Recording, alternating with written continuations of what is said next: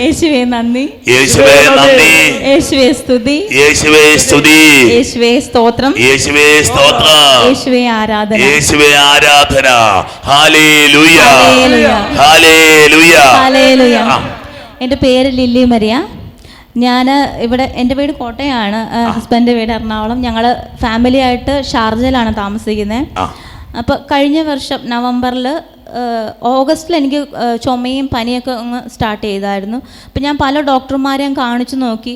അപ്പോൾ ആൻറ്റിബയോട്ടിക് തന്ന് അതെല്ലാം കഴിച്ചു. വീണ്ടും വരും, പിന്നെ ടെമ്പറേച്ചർ താഴുന്നേ ഇല്ല.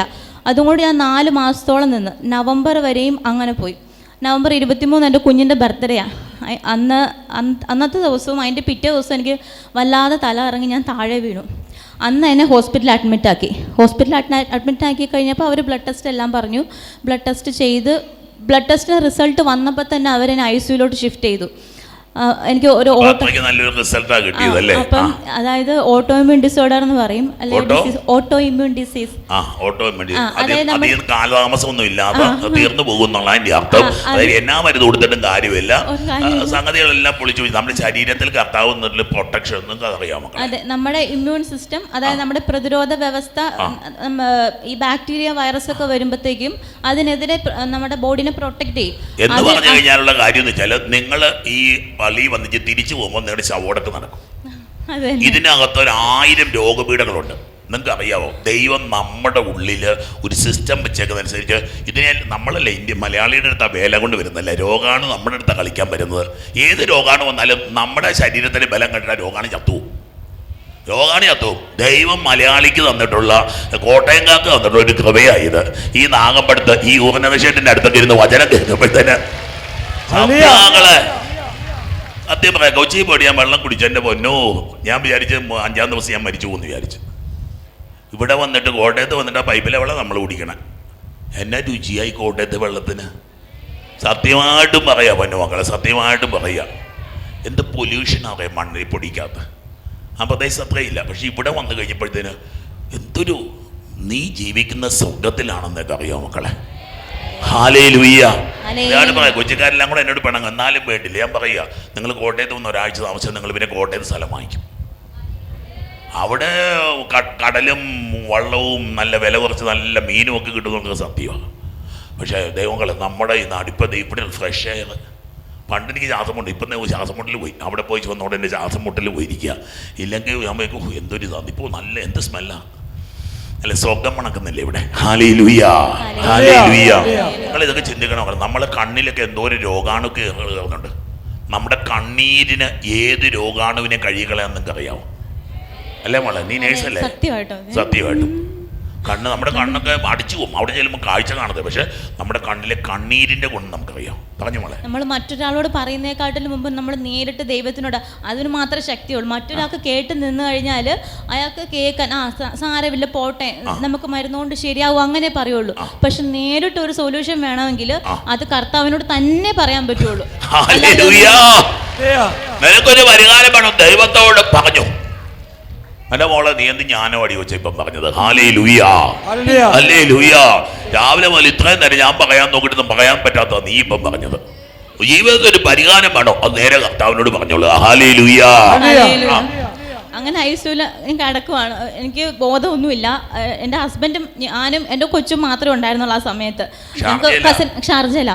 അപ്പോൾ കസിൻസ് വേറെ ആരുമില്ല. എൻ്റെ കുഞ്ഞിനെ ആരെ ഏൽപ്പിക്കും? ഒരാളും ഇല്ല. കൊച്ചിന് 6 വയസ്സ്. അപ്പോൾ ആരെ ഏൽപ്പിക്കാനായിട്ടില്ല. അപ്പോഴും ഞാൻ ദൈവത്തിനോട് പറഞ്ഞിട്ട്, ദൈവമേ എന്ത് ചെയ്യും ഞാൻ, കുഞ്ഞിനെ നോക്കാൻ ആരുമില്ല, ഹസ്ബൻഡ് ഒറ്റയ്ക്ക് എങ്ങനെ ഓടും. അപ്പോൾ എൻ്റെ ഒരു ഫ്രണ്ട് തന്നെ പറഞ്ഞു, ഞാൻ ദൈവത്തിനോട് പറഞ്ഞു. Hallelujah, hallelujah, hallelujah. നീ നെഞ്ചത്തടിച്ചുകൊണ്ടിരുന്നൊരു കാര്യമൊന്നുമില്ല. ദൈവത്തോടങ്ങ് പറയാം, കർത്താവേ ആരുമില്ല, കർത്താവേ ഞാൻ തീർന്നു പോകും കേട്ടോ, ഉള്ള കാര്യം ഞാൻ പറഞ്ഞേക്കാം. അപ്പോൾ പറഞ്ഞപ്പോൾ തന്നെ ഒരു ഫ്രണ്ട് എൻ്റെ അടുത്ത് വന്നിട്ട് പറഞ്ഞു, കൊച്ചിനെ ഞങ്ങൾ നോക്കിക്കോളാം. എൻ്റെ തൊട്ടിപ്പുറത്തല്ല എൻ്റെ ഫ്രണ്ട്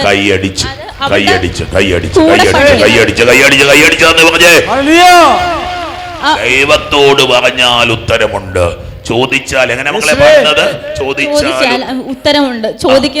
ചോദിച്ചാലേ ഉത്തരവുള്ളൂ, അല്ലാതെ ഉത്തരം ഉണ്ടാവില്ല. നമ്മൾ ചോദിക്കണം, നമ്മൾ ചോദിച്ചാലേ നമുക്ക് കിട്ടുള്ളൂ, ഉത്തരവുള്ളൂ. ഹല്ലേലൂയ. അപ്പൊ അങ്ങനെ കൊച്ചിന്റെ കാര്യം അയലക്കത്തുള്ള അത് എന്റെ ഫ്ലാറ്റിന് തൊട്ടിപ്പുറത്തുള്ള ഫ്ലാറ്റിലാ. അപ്പൊ അവളുടെ ഫ്രണ്ടും കൂടി അവളുടെ കൂടെ പഠിക്കുന്ന കുട്ടിയാ. അപ്പൊ അങ്ങനെ സെറ്റായി. അപ്പോൾ അത് കഴിഞ്ഞ് പിന്നെ എനിക്ക് ഒരു ഇഞ്ചക്ഷൻ്റെ ആവശ്യമുണ്ടെന്ന് പറഞ്ഞു. ബിസിനസ് നടത്തിക്കൊണ്ടിരിക്കുകയാണ്. കൊച്ചിന്റെ കാര്യം സെറ്റാക്കാനുണ്ട് കേട്ടോ, നോക്കിയോണേ കൊച്ചിനെ നോക്കാൻ. അപ്പഴേ അടുത്ത ആൾ കയറി വന്നു. അതിനു മുമ്പ് ഈ 4 മാസക്കാലം എനിക്കിങ്ങനെ ഗ്യാപ്പ് വന്നെന്ന് പറഞ്ഞ ഇൻഷുറൻസിന്റെ കുറച്ച് പ്രശ്നം ഉണ്ടായിരുന്നു. അപ്പോൾ നല്ല പൈസ ആയിരിക്കും അങ്ങോട്ടേക്ക് പുറത്തേക്ക് എന്നൊക്കെ പറയുമ്പോൾ മെഡിക്കലിന് തന്നെ നമ്മൾ കുറേ പൈസ ചിലവാക്കേണ്ടി വരും.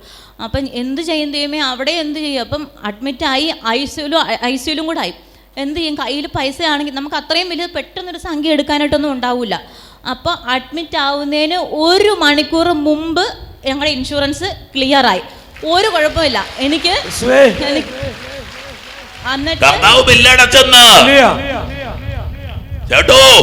ചേട്ടൻ കേട്ടില്ലേ പറഞ്ഞത്? കൈയടിച്ച് കർത്താവിന് മാത്രം കൊടുക്കേണ്ട. കർത്താവ് ബില്ലടച്ചു. ഇത് കൈ നീട്ടി നടക്കും തെക്കും പടക്കും. കർത്താവ് ബില്ലടയ്ക്കും. ഇവിടെ കൊച്ചേ, കർത്താവ് ബില്ലടയ്ക്കും. 1 മണിക്കൂർ ഇൻഷുറൻസ് പാസ്സായിരിക്കുക. അതും കഴിഞ്ഞ് ബ്ലഡിന്റെ റിസൾട്ട് എല്ലാം വന്നു. അപ്പോൾ ഇവര് ഡോക്ടേഴ്സ് ഹസ്ബൻഡിനോട് പറഞ്ഞു, ഞങ്ങളെ കൊണ്ട് ട്രൈ ചെയ്ത് നോക്കാം. ഒത്തിരി വൈകിപ്പോയി, കൊണ്ടുവന്ന് ഒരുപാട് വൈകിപ്പോയി, ഞങ്ങൾ ട്രൈ ചെയ്ത് നോക്കാം. പ്രതീക്ഷ ഒന്നുമില്ല. പോക്കാന്നാ പറഞ്ഞത്. അപ്പൊ ഞാൻ പിന്നെ ചിരിച്ചോണ്ട് കരയുന്നേ. അതല്ലേ.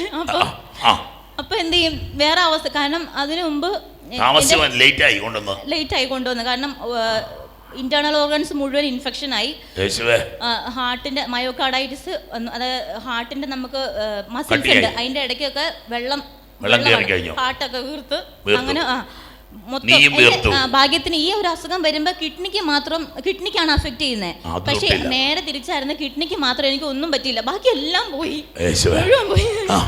ഇനി ഒരു കിഡ്നി കൊണ്ട് മാത്രം ജീവിക്കേണ്ട ഒരു അവസ്ഥയിലോട്ട് എത്തി. അവസാനം ഞാൻ അവിടെ കടന്നും പ്രാർത്ഥിച്ചു. വേറെ അവസ്ഥയില്ല, നമുക്ക് വേറെ ആരോടും പറയാനില്ല. ഡോക്ടേഴ്സൊക്കെ ഓരോരുത്തരും ഓരോ ഡിപ്പാർട്ട്മെന്റും വരും. കാരണം എൻ്റെ ഫുൾ ഓർഗൻസിനെയും ബാധിച്ചേക്കുന്നതുകൊണ്ട് ഓരോ ഡിപ്പാർട്ട്മെന്റിൽ ഡോക്ടേഴ്സും വരും എൻ്റെ അടുത്ത്.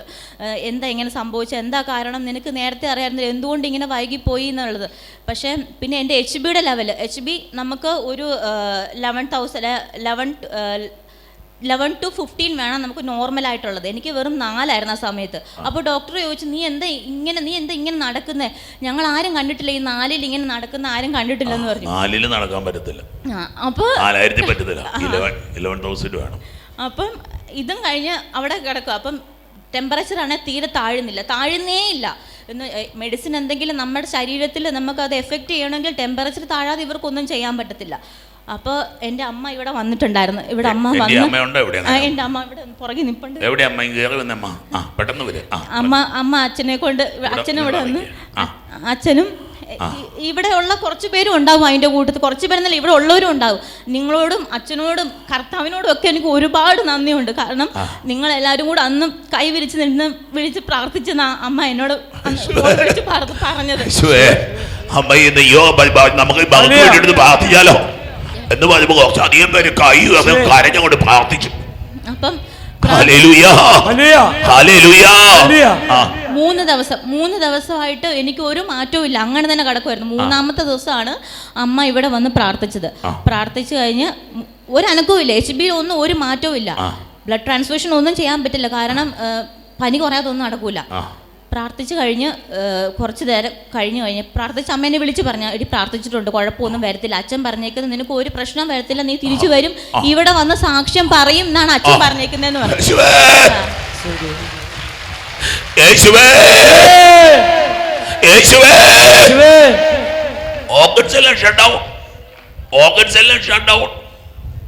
ഹാർട്ടങ്ങനെ വീർത്തു വരിക, ഡോക്ടർമാർക്കൊന്നും ചെയ്യാൻ പറ്റണില്ല. അമ്മ ഇവിടെ വന്ന് വാവിട്ട് നിലവിളിച്ചപ്പോ ദൈവമക്കളെല്ലാം കൊടുത്ത് നിലവിളിച്ചുകൊണ്ട് പ്രാർത്ഥിച്ചു.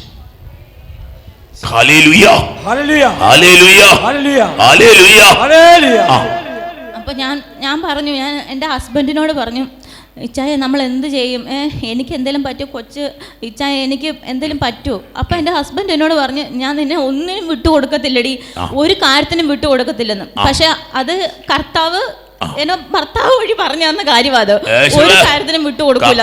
പറയാനുള്ള ഭർത്താവിലൂടെ നിങ്ങളിലൂടെ ദൈവത്തിന്റെ സ്വരം നിങ്ങളുടെ പ്രിയപ്പെട്ടവര് കേൾക്കണം. നിങ്ങളിലൂടെ നിങ്ങളുടെ പ്രിയപ്പെട്ടവർ ദൈവത്തിന്റെ സ്വരം കേൾക്കണം. നിന്നെ ഞാൻ ആർക്കും വിട്ടുകൊടുക്കുകയല്ലടി എന്നുള്ള കർത്താവിന്റെ സ്വരം ഇതാ ഭർത്താവിലൂടെ മുഴങ്ങി കേൾക്കുമ്പോ ഹല്ലേലൂയ. അങ്ങനെ മൂന്നാമത്തെ ദിവസം ഒരു പെർസെൻറ്റേജ് കൂടെ കൂടി, അതായത് പ്രാർത്ഥന കഴിഞ്ഞ് 4 എന്നുള്ളത് 5 ആയി. പക്ഷെ വേറെ കുഴപ്പങ്ങളൊന്നുമില്ല. 5 ആയപ്പോഴും എനിക്ക് ആ ഇച്ചിരി ഒന്ന് ഒരു ജീവൻ കിട്ടി. വേറെ കുഴപ്പങ്ങളൊന്നുമില്ല. പനി നല്ലോണം താന്നു. അപ്പൊ ഡോക്ടർ പറഞ്ഞു നമുക്കൊരു ഇഞ്ചക്ഷൻ ഉണ്ട്, റിട്ടോക്സിമാബ് എന്ന് പറയും. അതിന് 6000 ദിറംസ്, ഇവിടുത്തെ ഒരു 2 ലക്ഷം രൂപയോളം അടുത്ത് വരും. ഒരു ഇഞ്ചക്ഷന്റെ വില 2 ലക്ഷം. അപ്പൊ അത് 6 ഡോസ് എടുക്കണം. നമുക്കൊരു 150 രൂപ ഇഞ്ചക്ഷൻ എടുക്കാൻ പറ്റിയിട്ട് നമ്മൾ എടുക്കാതിരിക്കുന്നല്ലേ. ഹല്ലേലൂയ. അപ്പൊ 2 ലക്ഷം രൂപ ഒരു ഇഞ്ചക്ഷൻ നോക്കിയാൽ വെറുതെ വന്നാൽ ഈ ഒരു അസുഖത്തിന് നമ്മുടെ അടുത്തൂടെ പോയാലേ നമുക്കൊരു ഗസ്റ്റ് ആയിട്ടൊക്കെ കിട്ടിയാൽ നമ്മൾ തീർന്നങ്ങ് വിചാരിച്ചാൽ മതി. അത് എന്നിട്ട് പിന്നെ ഞങ്ങൾ എന്ത് ചെയ്യും അതും അറിയത്തില്ല. അപ്പം ചെക്ക് എഴുതി കൊടുക്കണം എന്ന് പറഞ്ഞു. ചെക്ക് എഴുതി താൽക്കാലികമായിട്ട് കൊടുത്തു. അവിടെ നമുക്ക് കിട്ടുമെങ്കിൽ കിട്ടും, അത്രേ ഉള്ളൂ. അപ്പം ഇൻഷുറൻസ്. അപ്പം അതും അവിടെയും കർത്താവ് ഇതാക്കി. ഒരു 10 പൈസ പോലും അതിനും കൊടുക്കേണ്ടി വന്നില്ല. ഇഞ്ചക്ഷൻ അപ്രൂവൽ ആയി കിട്ടി. അവരപ്പം തന്നെ ഇഞ്ചക്ഷൻ ഇട്ടു. എന്റെ 2 ലക്ഷം രൂപ കൊണ്ട് അങ്ങോട്ട് അടച്ചു ആശുപത്രിയിൽ. നമുക്ക് അറബിയുടെ ആശുപത്രി കൊണ്ട് 2 ലക്ഷം രൂപ കർത്താവടേക്ക് ഒന്ന് ആലോചിച്ച് നോക്കിയാൽ നിങ്ങൾ. അങ്ങനെ അതും കിട്ടി. എനിക്ക് ഇഞ്ചക്ഷൻ്റെ കാര്യം ശരിയായി, വേറെ കുഴപ്പങ്ങളൊന്നുമില്ല. അപ്പം ഞങ്ങൾ എന്ത് ചെയ്ത്, ഇവിടെ അപ്രൂവൽ ആയ ശേഷം മാത്രമേ നമുക്ക് മരുന്ന് തരുള്ളൂ. അപ്പോൾ വേറൊരു ഹോസ്പിറ്റലിൽ അപ്രൂവൽ ആകുന്നേക്ക് മുമ്പ് ഇഞ്ചക്ഷൻ തന്നിട്ടാണ് അവർ അപ്രൂവലിന് വിടുന്ന ഇൻഷുറൻസിന്. അപ്പം സ്വാഭാവികമായിട്ട് നമ്മൾ അങ്ങോട്ട് പോകുമല്ലോ. അപ്പം ഞങ്ങൾ അങ്ങോട്ട് പോയി. അങ്ങോട്ട് പോയപ്പോഴത്തേക്കും കുറച്ചൊരു ഗ്യാപ്പ് വന്നപ്പം ആ ഇഞ്ചക്ഷൻ എടുക്കുന്ന ഇത്ര കാലാവധി വെച്ചുണ്ട്. അതിന് ആ ഒരു ഗ്യാപ്പ് വന്നപ്പോഴത്തേക്കും അത് ഇനി കൊടുക്കാൻ പറ്റില്ലെന്നായി. അപ്പോൾ അച്ഛൻ ഇവിടെ വിളിച്ച് പറഞ്ഞൊരു കാര്യമുണ്ട്, ഒരു ബ്ലഡ് ട്രാൻസ്ഫ്യൂഷനും ഒരു മെഡിസിനും നിന്നെ വിട്ടുകൊടുക്കുകയല്ല കർത്താവ്. കർത്താവിന്റെ രക്തം നിന്നിലോട്ട് വരികയും ചെയ്യും, സുഖപ്പെടുത്തുമെന്ന് പറഞ്ഞു.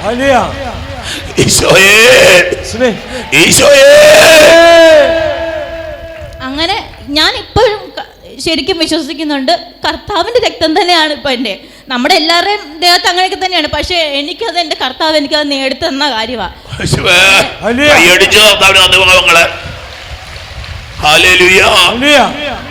ഒരു ബ്ലഡ് ട്രാൻസ്ഫ്യൂഷൻ കർത്താവ് നടത്തി കൊടുക്കുക. പ്രവചിച്ചു പരിശുദ്ധാത്മാവ് പറഞ്ഞു, നിന്റെ ശരീരത്തിലേക്ക് ഇനി കിട്ടാമെന്ന മനുഷ്യന്റെ രക്തമല്ല, അത് ക്രിസ്തുവിന്റെ ചോരയാ. ഹല്ലേലൂയ. ക്രിസ്തുവിന്റെ ചോര ശാപത്തിൽ നിന്ന്, പാപത്തിൽ നിന്ന്, രോഗങ്ങളിൽ നിന്ന്, മരണത്തിൽ നിന്ന് നിന്നെ രക്ഷിക്കുന്നതാണ് ക്രിസ്തുവിന്റെ ചോര. ഹല്ലേലൂയ. ഇപ്പം കൗണ്ട് ഇപ്പം കൂടി, അതായത് HB കൂടി 12 ആവും, 13 ആവും, 14 ആവും, 15 ആവും. ഇനിയിപ്പോ ഹസ്ബൻഡ് ചോദിക്കുന്നത് ഇനി കൂടി പോവോ എന്നാ ചോദിക്കുന്നത്. കൂടി പോയി കഴിഞ്ഞാൽ അപ്പൊ അതുപോലെ അത് മാത്രല്ല, ഞാൻ എന്റെ കുഞ്ഞിലെ മുതൽ വരുന്ന പള്ളിയായത്. അപ്പൊ ഇതൊന്നും ഉണ്ടായിരുന്നില്ല, ആ ചെറിയ പള്ളി മാത്രമേ അന്ന് മുതൽ വരുന്നത് ഇവിടെ. ഈ കുഞ്ഞാണോ? ഇതാണ് എന്റെ കുഞ്ഞ്. ഞാൻ വിചാരിച്ചത് എന്ത് കൺഫ്യൂഷൻ ആണല്ലോ, ആകപ്പാടെ കൺഫ്യൂഷൻ ആണല്ലോ ഞാൻ വിചാരിച്ചത്. നിന്റെ അമ്മ ഇത്രയും ഉള്ളപ്പോ ഇവിടെ വരാന്ന് കൊച്ചിനെ അറിയാവോ? മോന്റെ പേരെന്നാ? ജുവാനയുടെ വലിപ്പം ഉള്ളപ്പോഴേ അമ്മ ഇവിടെ വരാൻ തുടങ്ങിയതാ. പിന്നെ പുണ്യാളൻ ഉപേക്ഷിക്കുവോ ജുവാനയുടെ അമ്മേ? ജുവാന പ്രാർത്ഥിച്ചോ? ജുവാനക്ക് എത്ര വയസ്സുണ്ടായിരുന്നു? 6 ആയിരുന്നു. പ്രാർത്ഥിച്ചു. എന്നിട്ട് ഇവിടെ പക്ഷെ എൻ്റെ ഓരോ ഏജിൽ കടക്കുമ്പോഴും എനിക്ക് എന്തെങ്കിലും ഒരു പ്രശ്നങ്ങളൊക്കെ ആയിട്ട് വരാറുണ്ട്. ഏതെങ്കിലും ഒരു സമയത്ത് ഇപ്പൊ എക്സാമിനാണെങ്കിൽ, പബ്ലിക് എക്സാമിനാണെങ്കിൽ 5-ാം പനിയോ അങ്ങനെ വല്ലതൊക്കെ വന്നാൽ അത് മുടങ്ങിപ്പോവും. പക്ഷെ അപ്പൊ ഡോക്ടർ പറയും എന്താണ് എഴുതാൻ പറ്റൂല, പരീക്ഷ എഴുതാൻ പറ്റൂല. പക്ഷെ എങ്ങനെയെങ്കിലും ഞാൻ പരീക്ഷ എഴുതും, അത് ജയിക്കുകയും ചെയ്യും. നല്ല മാർക്കോടുകൂടി തന്നെ ഞാൻ ജയിച്ചത്. ഞാൻ നേഴ്സിംഗ് പഠിക്കുമ്പോഴും ഒക്കെ അങ്ങനെയൊക്കെ തന്നെ. പക്ഷെ എനിക്ക് നമ്മുടെ ജീവിതത്തിൽ ഒത്തിരി പരീക്ഷണങ്ങൾ വരും, പക്ഷെ ഒട്ടും വിട്ടുകൊടുക്കുകയല്ല കർത്താവ് നമ്മളെ ഒരെണ്ണത്തിനും. ഞങ്ങളെ ഒരെണ്ണത്തിനും നമ്മളെ കർത്താവ് വിട്ടുകൊടുക്കത്തില്ല. ഇതൊക്കെ കേൾക്കുമ്പോ നമ്മുടെ ജീവിതത്തിൽ നമുക്ക് ഒരു കുഞ്ഞു കാര്യമാണ്. ഞാൻ പറയാം, എനിക്കൊരു ബിരിയാണി തിന്നണമെങ്കിൽ എൻ്റെ ദൈവം എനിക്കൊരു ബിരിയാണി തിന്നാൻ ഒരു ആഗ്രഹമുണ്ട് കർത്താവ്. എനിക്കിങ്ങനെ ഒരു ആഗ്രഹം, ചിക്കൻ ബിരിയാണി വേണം. ചിക്കൻ ബിരിയാണി ഒരു കുഞ്ഞാഗ്രഹം, ഒരു നിസ്സാര കാര്യമാ. അപ്പൊ ആ സമയത്ത് ഇപ്പൊ നമ്മുടെ കൈ കിട്ടില്ല. പക്ഷേ ഉണ്ടല്ലോ, അത് ക്ലിയർ ആയിട്ട് ചിലപ്പോ അന്നത്തെ ദിവസം വൈകുന്നേരം നമുക്ക് ഒരു സിമ്പിൾ ആയിട്ടുള്ള ഉദാഹരണം പറഞ്ഞു. സത്യമായിട്ടുള്ള കാര്യം കുഞ്ഞു പറയണേ. അച്ഛൻ്റെ ഞാനൊക്കെ എന്തെങ്കിലും കഴിക്കണം തോന്നി അത് അന്ന് വൈകിട്ടതിന് മുമ്പ് ആരെങ്കിലും അത് കൊണ്ട് തന്നിരിക്കും. ഞാൻ ചുമ്മാ എനിക്കൊരു ആഗ്രഹം ഉണ്ടെങ്കിൽ അത് സംഭവിച്ചിരിക്കും. ഹല്ലേലൂയ. സത്യമാകല നീ മറന്നു രാവിലെ എന്തെങ്കിലും ആലോചിക്കുക. എന്നാ ഒരു ചിക്കൻ ബിരിയാണി, എനിക്ക് ചിക്കൻ ബിരിയാണി ഇഷ്ടമാണ്. ഒരു ചിക്കൻ ബിരിയാണി കഴിക്കാമെന്നൊക്കെ വിചാരിച്ചു. പിന്നെ മറന്നുപോയി. ചിക്കൻ ബിരിയാണി എവിടെ കിട്ടാനായിട്ട്, കഞ്ഞി പോലും കിട്ടുന്നില്ല. പിന്നെ ചിക്കൻ ബിരിയാണി എന്നൊക്കെ പറഞ്ഞ് വൈകുന്നേരം അച്ഛമ്പലം കഴിച്ചോ ഒരു സാധനം ഉണ്ട്, ഒരു പാക്കറ്റ് കൊണ്ടുവന്നിട്ടുണ്ടെന്ന് പറയും. അങ്ങനെയൊക്കെ കൊണ്ടുവന്ന് അച്ഛന് തരുമെന്നുള്ള കാര്യം നിങ്ങൾ അറിയണമെന്ന് നിങ്ങൾ അറിയണം കേട്ടോ. അത് നിങ്ങൾ അറിയണം. അച്ഛൻ ചിക്കൻ ബിരിയാണി കഴിക്കും, മട്ടൻ ബിരിയാണി കഴിക്കും, പൊരിച്ച കോഴി ചപ്പാത്തി കഴിക്കും, പൊറോട്ടയും ബീഫ് കറിയും കഴിക്കും. അച്ഛൻ ഇതൊക്കെ കൊണ്ടുവന്നിട്ടുണ്ടോ? ഒന്നും കൊണ്ടുവന്നില്ല. ഹല്ലേലൂയ. ഞാൻ ചുമ്മാ പറഞ്ഞായിട്ട് ആരും പൊതിയായിട്ടൊന്നും വരല്ല. നിങ്ങളുടെ പ്രാർത്ഥന മാത്രം മതി. ഒരു പൊതിയും കൊണ്ട് ആരും വരണ്ട. Hallelujah, hallelujah. ഈ കുഞ്ഞു പറഞ്ഞ സത്യം മക്കളെ. ഞാൻ കഴിഞ്ഞ തവണ അമേരിക്കയ്ക്ക് യാത്ര ചെയ്യുമ്പോൾ ഞാൻ എൻ്റെ വിമാനം താഴെ പോകത്തല്ലെന്ന് ഞാൻ പറഞ്ഞില്ലേ. ഞാൻ കയറി പോകുമ്പോൾ എൻ്റെ സീറ്റിന് തൊട്ടടുത്തുള്ള സീറ്റ് ഫ്രീയാണ്. നിങ്ങൾ നോക്കിക്കേ, ആ ഫുൾ ഫ്ലൈറ്റാണ്. ഒറ്റ സീറ്റ് എംപ്റ്റി, അതെൻ്റെ തൊട്ടടുത്തുള്ള. എന്തു പറ്റി? എനിക്ക് ചുരുണ്ട് കൂടി ആ സീറ്റ് ഒരു അത് മുക്കി കഴിഞ്ഞാൽ 2 സീറ്റും കൂടെ നമുക്ക് നീണ്ട് കട്ടിലേക്ക് കിടക്കുന്ന പോലെ കിടന്ന് ഉറങ്ങിപ്പോകാം. ഞാൻ ചുമ്മാ പറയുന്നതല്ല. ദൈവം ഒരുപാട് ഞാൻ ഓർത്ത് ദൈവമേ സീറ്റ് കയറുമ്പോൾ സ്വാർത്ഥത ഉണ്ടല്ലോ നമുക്കൊക്കെ. കർത്താവേ ഒന്ന് കിടന്ന് ഉറങ്ങിപ്പോകാൻ പറ്റണേ, കുറച്ച് നാളായിരുന്നു ഉറങ്ങിയിട്ടെന്നൊക്കെ വിചാരിച്ചിട്ട് നല്ലൊരു ചാപ്പാടും കിട്ടി. ആ ചാപ്പാടും കിട്ടിയിട്ട് ഈ സീറ്റേ കിടന്ന് സുഖമായിട്ട് കിടന്ന് ഞാൻ ഉറങ്ങിയാൽ പോയത്. അമ്മ കുഞ്ഞിനെ ഉറക്കുന്നത് പോലെ ദൈവം എന്നെ ഉറക്കി കൊണ്ട് താരാട്ട് പാടി ഉറക്കി അവിടെ കൊണ്ട് ഇടയ്ക്കിടയ്ക്ക് ഇങ്ങനെ ആടില്ല, ഫ്ലൈറ്റ് ഇങ്ങനെ ആടും. അപ്പം ഊഞ്ഞാലിൽ ആടുന്ന പോലെ ആട്ടി. ഞാൻ ചുമ്മാ പറയുന്നല്ല മക്കളെ, ദൈവം ആടുത്തൊടി കൊച്ചു പറഞ്ഞതിന് ഞാൻ 1000 തവണ ഞാനത് സപ്പോർട്ട് ചെയ്യും. നമുക്കൊരു ആഗ്രഹം ഉണ്ടെങ്കിൽ, നിങ്ങളിത് പലതവണ അച്ഛൻ പറയുന്നത് കേട്ടില്ലേ, നിങ്ങളുടെ മനസ്സിലൊരു ആഗ്രഹം ഉണ്ടെങ്കിൽ ആഗ്രഹം പരിശുദ്ധാത്മാവ് തരുന്ന ആഗ്രഹം ദൈവം സാധിച്ചു തരും. ഹല്ലേലൂയ. അപ്പനോട് പറയുന്ന പോലെ വേണം പറയാൻ. പറയുന്നത് അപ്പനോട് പറയുന്നത് ആ ബന്ധത്തിൽ വേണം. അല്ലാതെ ചായക്കടക്കാരനോട് പറഞ്ഞ ഒന്നും ബിരിയാണി തന്നെ കാശ്, ചായക്കടക്കാരൻ്റെ അടുത്ത് കാശ് കൊടുക്കണം. അപ്പനോട് പറഞ്ഞ് അപ്പനൊന്ന് വാങ്ങിച്ചു തരും. ടെക്നിക്ക് പിടി കിട്ടിയോ? നമ്മൾ ചായക്കടക്കാരനോട് പറയുന്ന പോലെ നമ്മൾ പറയുന്ന ഞാൻ പിന്നെ കടവാ പിന്നെ തന്നേക്കാം 150 രൂപ പിന്നെ തന്നേക്കാം ഒരു ചിക്കൻ ബിരിയാണി. നിനക്ക് തരത്തില്ല. കടക്കാരന് നിന്നെ വിശ്വാസമില്ലെന്ന്, അപ്പന് നിന്നെ വിശ്വാസമാണ്. അപ്പന് നിന്നെ അപ്പനൊന്നും വേണ്ട. അപ്പ എൻ്റെ പൊന്നു കുഞ്ഞെ നീ കഴിച്ച് നീ സന്തോഷത്തോടെ കഴിക്കുന്ന കാണുന്ന എൻ്റെ അപ്പനോട് എന്തൊക്കെ പറയുന്നേ കൊച്ച്. ഹല്ലേലൂയ. അപ്പനോട് ചോദിക്കുന്ന പോലെ ചോദിച്ച മക്കളെ. പിന്നെ ചെറുപ്പത്തിലാണെങ്കിൽ ഞാൻ കല്ലേ മുട്ടുകുത്തി പ്രാർത്ഥിക്കുമായിരുന്നു കേട്ടോ. അത് വലുതായപ്പോഴും ഞാൻ എൻ്റെ കല്യാണത്തിന് ശേഷവും അങ്ങനെ ചെയ്യുമായിരുന്നു. പക്ഷെ മുട്ടുകുത്തും ആയിട്ടില്ല. പക്ഷെ എല്ലാവരും എന്നെ പിന്നെ കളിയാക്കും. എനിക്ക് പ്രാന്താണ്, ഇങ്ങനെയൊക്കെ ചെയ്തു കഴിഞ്ഞാൽ എന്ത് കിട്ടും എന്നുള്ള രീതിയിലൊക്കെ ചോദിക്കുമായിരുന്നു. പക്ഷെ നമ്മൾ ഒരിക്കൽ ഒരു കാര്യം പ്രാർത്ഥിച്ചിട്ടുണ്ടെങ്കിൽ ചിലപ്പോൾ നമ്മൾ മറന്നു പോവായിരിക്കുവേ, പക്ഷെ കർത്താവ് മറന്നു പോകത്തില്ല. കർത്താവ് നടത്തി തന്നിരിക്കും. ഒരു അവസരം കൂടി തരുമോ? എനിക്ക് കല്യാണത്തിന് എല്ലാവർക്കും ഉണ്ട്. കല്യാണം കഴിക്കുന്നതിന് മുമ്പ് ഇല്ല, ഞാൻ എന്റെ ആദ്യത്തെ ലവ് കർത്താവായിരുന്നു കേട്ടോ. ആദ്യത്തെ ലവ് കർത്താവായിരുന്നു. അപ്പൊ എനിക്ക് കെട്ടുവാണെങ്കിൽ ജെന്ന് തുടങ്ങുന്ന ലെറ്റർ ഉള്ള ഒരാളെ വേണം. ജീസസ്, അതുകൊണ്ടാണ് ജെ എന്ന് പറഞ്ഞത്. കല്യാണം കഴിക്കാൻ 33-ാം വയസ്സിൽ സ്വർഗത്തിലോട്ട് പോയി. ഈ പുള്ളിയെ കെട്ടണമെന്നൊക്കെ പറഞ്ഞു. പറഞ്ഞോ എന്നാ സംഭവിച്ചു നോക്കട്ടെ, നമുക്ക് നോക്കാം. താടി വേണം, താടി വേണം. പിന്നെ ഉള്ളതെന്ന് പറഞ്ഞാൽ കർത്താവ് എനിക്ക് സണ്ണിച്ചാന്ന് വിളിക്കണം ഭയങ്കര ആഗ്രഹം. കർത്താവ് അങ്ങനെ നടക്കുവോ? അപ്പൊ അത് ക്രിസ്മസിന് ജനിച്ചതുകൊണ്ടല്ലേ. നിന്റെ നിത്യപ്രകാശം എന്തൊക്കെയാണോ ദൈവമേ സണ്ണിച്ചാന്ന് വിളിക്കണം. പറഞ്ഞോ, നീ പറഞ്ഞു പറയാൻ കൊള്ളാവുന്നൊക്കെ നീ പറഞ്ഞു വെച്ചതില്. ഇതെല്ലാം കഴിഞ്ഞു, ഞങ്ങൾ കല്യാണമൊക്കെ കഴിഞ്ഞോട്ടെ. അപ്പൊ ഞാൻ ഇതെല്ലാം കല്യാണം കഴിഞ്ഞു, എല്ലാം മറന്നുപോയി. ഞാൻ ഈ കാര്യങ്ങളെല്ലാം ഞാൻ മറന്നുപോയി. പക്ഷെ എനിക്ക് കിട്ടിയേക്കുന്ന എന്റെ ഭർത്താവിന്റെ പേര് ജിപ്സണ്ണ, ജെ എന്നാ തുടങ്ങുന്നത്. പിന്നെ എന്താ പുള്ളിക്ക് ആദ്യം താടിയില്ലായിരുന്നു. പിന്നത്തെ ഗൾഫിൽ കെട്ടിയതോടുകൂടി താടി വെച്ചിരിക്കുകയാണല്ലേ. ഒരു നിരാശയൊക്കെ തുടങ്ങി. അതുകൊണ്ട് ജിപ്സൺ താടി വെച്ചപ്പോൾ ആഗ്രഹം സാധിച്ചു. പിന്നെ സണ്ണിച്ചെന്നുള്ളത് ഞാൻ എങ്ങനെയാവും? അപ്പൊ ജിപ് സണ്ണെന്നാണ്. വേണമെങ്കിൽ എനിക്ക് സണ്ണിച്ചാന്ന് വിളിക്കാം. അപ്പൊ അവിടെ കർത്താവിനെ അവിടെ എന്നെ നമ്മുടെ അത് ഞാൻ പറയുന്നതെന്ന് വെച്ചാൽ ഒരു കുഞ്ഞാഗ്രഹം എപ്പോഴെങ്കിലും കർത്താവിന്റെ അടുത്ത് പറഞ്ഞിട്ടുണ്ടെങ്കിൽ നമ്മൾ മറന്നു പോയാലും ഇല്ലേ, കർത്താവ് മറന്നു പോകത്തില്ല.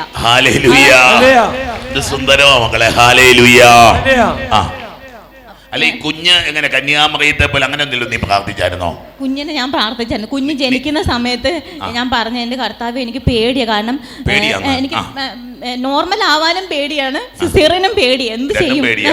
അപ്പൊ ഞാൻ ഒന്ന് കുഞ്ഞിനെ വേണം താനും. കുഞ്ഞിനെ വേണം. പ്രസവിക്കാനും പേടിയാണ്, സിസേറിയനും പേടി. അല്ല, പ്രഗ്നന്റ് ആയി കഴിഞ്ഞപ്പോ ചോദിക്കാൻ പറ്റോ അപ്പം ഇതെങ്ങനെ സംഭവിക്കും ചോദിക്കാൻ പറ്റായിരുന്നു. എന്നിട്ട് അപ്പോൾ ദൈവം എന്തെന്ന് പറയാം, ഞാൻ കിടന്ന് ഉറങ്ങുമായിരുന്നു. ആ സമയത്ത് ഞാൻ കണ്ട കാഴ്ചയെന്ന് വെച്ചാൽ ഔസേപ്പുണ്യാളിന്റെ മാതാവും അപ്പുറത്തും ഇപ്പുറത്തും നടക്കെന്നെ സ്ട്രക്ചറിൽ കൊണ്ടുപോകുന്നത് ഒരു കാഴ്ചയാണ് ഞാൻ കണ്ടത്.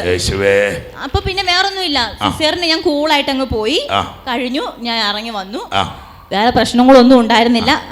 ചെറിയ ഒരു കോഡ് കണക്ട് ആയിരുന്നു, പക്ഷെ അതിലൊന്നും വേറെ പ്രശ്നങ്ങളൊന്നും വന്നില്ല. എനിക്ക് നല്ല ഒരു സുന്ദരി കൊച്ചിനെ തന്നെ കർത്താവ് തന്നു. ഒരു ചുന്ദരി കൊച്ചിനെ, പല്ലില്ലാത്ത ചുന്ദരി കൊച്ചിനെ കൊടുത്ത് കർത്താവ്. ഹല്ലേലൂയ. പേരെന്നാ കുഞ്ഞുവിന്റെ പേര്? മേരി തന്നെ ഇടാ നീ, Maria Yuvana Maria Jipson. Okay, full നെയിമാ പറഞ്ഞിരിക്കുന്നത്. അഡ്രസ് പിന്നെ പറഞ്ഞു തരുന്നതായിരിക്കും. ഹല്ലേലൂയ.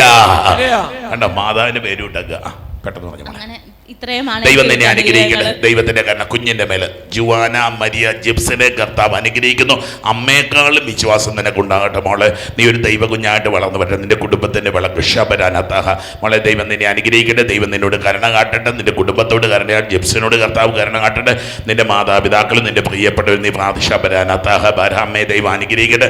അമ്മയെ കൊണ്ട് സംസാരിപ്പിക്കേണ്ടതായിരുന്നു, പക്ഷെ സമയമില്ലാത്തതുകൊണ്ട് ഷബരാനത്താഹ ബാര ഹീര ഹീര. അമ്മയ്ക്ക് ഒരു മിനിറ്റ് പറയുന്നുണ്ട്. അങ്ങോട്ട് നോക്കിയിട്ട് പെട്ടെന്ന് പറഞ്ഞു. അമ്മയ്ക്ക് എന്താ പറയാനുള്ളത്? ഈശോമിശിഹായ്ക്ക് സ്തുതിയായിരിക്കട്ടെ. പെട്ടെന്ന് പറഞ്ഞു. ഞാനിതുപോലെ എൻ്റെ മോള് പറഞ്ഞതെല്ലാം സത്യമായിരുന്നു. ഞാൻ വചനം വായിച്ചാണ് എൻ്റെ ആവശ്യങ്ങളെല്ലാം എൻ്റെ കർത്താവിനോട് ചോദിച്ച് വാങ്ങിയെടുക്കണത്. ഇപ്പോൾ എൻ്റെ കുഞ്ഞിനെ ഞാൻ വിളിച്ചിട്ട് കിട്ടാതെ വന്നപ്പോഴത്തേക്ക് എനിക്ക് മനപ്രയാസം കയറി. ഇവർ രണ്ടുപേരും ഫോൺ എടുക്കുന്നില്ല. ഞാൻ പിന്നെയും വിളിച്ചുകൊണ്ടിരുന്നപ്പം ഇവളെ എനിക്ക് മെസ്സേജ് വിട്ടിട്ട് പറഞ്ഞു, അമ്മ ഭയപ്പെടരുത്, ഞാൻ ഹോസ്പിറ്റലിലാണ്, അമ്മ പ്രാർത്ഥിച്ചുകൊണ്ടിരുന്നോളൂ എന്ന് പറഞ്ഞു. എന്താണെന്ന് ഇവർ കാരണങ്ങളൊന്നും പറഞ്ഞില്ല. എന്തായാലും ഞാൻ വചനം എടുത്തപ്പോഴത്തേക്കും പ്രഭാഷകനാണ് എനിക്ക് കിട്ടിയത്. പ്രഭാഷകൻ്റെ അധ്യായത്തിൽ എന്നോട് പറഞ്ഞ്, നിൻ്റെ മോളെ വൈദ്യനെ കാണിക്കേണ്ട സമയമായെന്ന്. അത്ര മനമ്പെൻ്റെ ചങ്കമടിച്ച് കൊച്ചിനെ വിളിച്ചിട്ട് കിട്ടണമില്ല. ഞാനിവളോട് വീണ്ടും വിളിച്ച് ചോദിച്ചപ്പോഴത്തേക്കും മരുമകൻ വിളിച്ചിട്ട് പറഞ്ഞു, അമ്മയെ ഞങ്ങൾ ആശുപത്രിയിലാണ്, അമ്മച്ചി ഭയപ്പെടുമൊന്നും വേണ്ട, പ്രാർത്ഥിച്ചുകൊണ്ടിരുന്നോളാൻ പറഞ്ഞു. ഇത് കഴിഞ്ഞ് ഞാൻ വീണ്ടും എനിക്ക് ധൈര്യം കിട്ടാൻ പ്രാർത്ഥിച്ചപ്പോഴത്തേക്കും കർത്താവ് വീണ്ടും എനിക്ക് ഒരു വചനം എടുത്ത് തന്നിരിക്കുന്നു. എൻ്റെ മോളെ വീട്ടിൽ വിളിക്കുന്ന മെർസീനെന്ന്, നിൻ്റെ മെർസീനെ ഞാൻ നോക്കിക്കോളും, അവളുടെ ചികിത്സയ്ക്ക് വേണ്ടി ഞാൻ 15 ലക്ഷം രൂപ ഞാൻ അവളെ കൊടുത്ത് സഹായിക്കും എന്ന് പറഞ്ഞ്. അപ്പം എൻ്റെ ഉള്ളിൽ പേടിയായി. എത്രയോ വലിയ രോഗമാണ് എൻ്റെ കുഞ്ഞിനെ ബാധിച്ചിരിക്കണത്. ഞാനും എൻ്റെ ഭർത്താവും കൂടി വീട്ടിലിരുന്ന് ഈശോടത്തിന് ഹൃദയത്തിലോട്ട് നോക്കി നെഞ്ചത്തിലിടിച്ച് ഞങ്ങൾ കരഞ്ഞു പ്രാർത്ഥിച്ച്, കർത്താവേ, ഞങ്ങൾ മാതാപിതാക്കന്മാർ ജീവിച്ചിരിക്കുമ്പോൾ എൻ്റെ കുഞ്ഞിനെ കൊണ്ടുപോയി ഞാൻ സമ്മതിക്കില്ല. ഞങ്ങൾ രണ്ടുപേരും ഒരുപോലെ ഇരുന്ന് പ്രാർത്ഥിച്ച് 3-ാം ദിവസം ഞാനിവിടെ വന്ന് പ്രാർത്ഥിച്ച് അച്ഛനോട് പറഞ്ഞു. അച്ഛൻ കുരിശുയർത്തി എൻ്റെ മോളുടെ നേരെ പ്രാർത്ഥിച്ച് എല്ലാ വിശ്വാസികളെ കൊണ്ടും പ്രാർത്ഥിപ്പിച്ച്. അത് കഴിഞ്ഞപ്പോഴത്തേക്ക് അച്ഛൻ പറഞ്ഞു, മോളുടെ രോഗങ്ങൾ മാറി, നീ കുഞ്ഞിനെ കൂടെ കൊണ്ടൊന്ന് സാക്ഷ്യം പറയിപ്പിക്കണമെന്ന് പറഞ്ഞു. ഞാൻ അന്ന് തന്നെ വീട്ടിൽ പോയി വീണ്ടും വചനം എടുത്ത് പ്രാർത്ഥിച്ചപ്പോൾ കർത്താവ് പറഞ്ഞു, നീ ഭയപ്പെടേണ്ട, നിന്റെ മകളെ മരണത്തിന് ഞാൻ വിട്ടുകൊടുക്കില്ല, നിത്യജീവിതത്തിലേക്ക് കൂട്ടിക്കൊണ്ടുവരാനാണ് ഞാൻ ഈ രോഗം കൊടുത്തിരിക്കണേന്ന് പറഞ്ഞു. അങ്ങനെ വെച്ചാൽ ഞാൻ വീണ്ടും ഇവിടെ ഞാൻ മുടങ്ങാതെ വർഷങ്ങളായിട്ട് ഇവിടെ വന്ന് രാവിലെ വന്ന് പ്രാർത്ഥനയിൽ പങ്കുകൊള്ളാറുണ്ട്. ഞാൻ എറണാകുളത്ത് കാൽവരി പള്ളി പോയിക്കൊണ്ടിരുന്ന ഒരു മോളാണ്. പക്ഷെ ഞാൻ ഇന്ന് വരെ മുടങ്ങാതെ ഞാനിവിടെ വന്ന് പ്രാർത്ഥിക്കുന്നുണ്ട്. എൻ്റെ കുഞ്ഞിന് വേണ്ടി ഇത് കിട്ടാൻ വൈകിയപ്പോഴും ഞാനിവിടെ വന്ന് നേർച്ച കാഴ്ച വെച്ച് പോയി. എനിക്കതുപോലെ ഇവിടുന്ന് പുണ്യാളച്ചൻ്റെ കൃപയാലെ കിട്ടിയ കുഞ്ഞാണിത്. അതുകൊണ്ട് അതുപോലെ തന്നെ എൻ്റെ മകനെ മരുമകനെ എല്ലാത്തിനോടും ഞാൻ ഈശോയെ എൻ്റെ കുഞ്ഞിനെ മര്യാദ